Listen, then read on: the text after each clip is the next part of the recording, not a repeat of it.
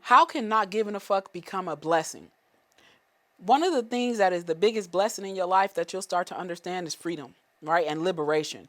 Because freedom happens at varying levels depending on who you are as a human being. You might have spiritual freedom, you might have emotional freedom, you might have freedom from religion, and you might be atheist, etc.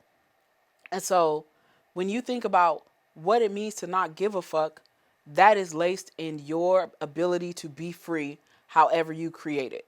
And so for me, as a black woman who works in diversity, equity, and inclusion, I had to find the road to not giving a fuckness, right? And what that road did is it allows me to show up authentically and say whatever the fuck I want to people, as long as it doesn't come from a place of malice, but a place of information with the intent to really make positive change. And I think for me, I grew up with things like I learned about imposter syndrome.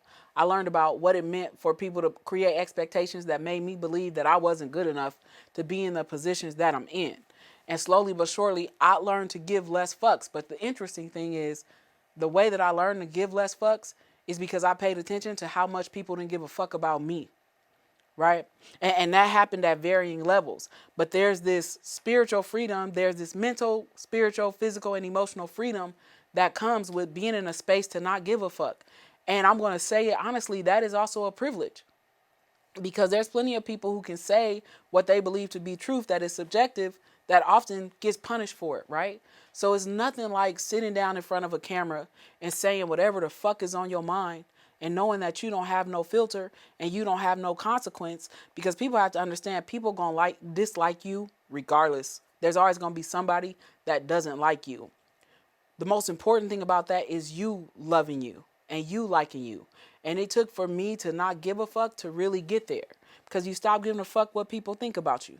You stop giving a fuck sometimes about what you read in the newspaper. And it not giving a fuck doesn't mean that you're not going to put energy into it, because I care about racism, right? But I don't give a fuck about somebody who tries to stop me from advocating for that or who perpetuates racism. But I'm still going to put energy into it and pay attention to the fact that they're being racist and that needs to stop. But then I don't give a fuck, because I'm going to say exactly what's on my mind to that person, because I could care less what they think about me. If you're looking for your freedom and you're looking for your advancement, understand that not giving a fuck really does matter. And if you ain't in spaces where you can do that, you got to learn to start creating them, but do it in a way that is mindful.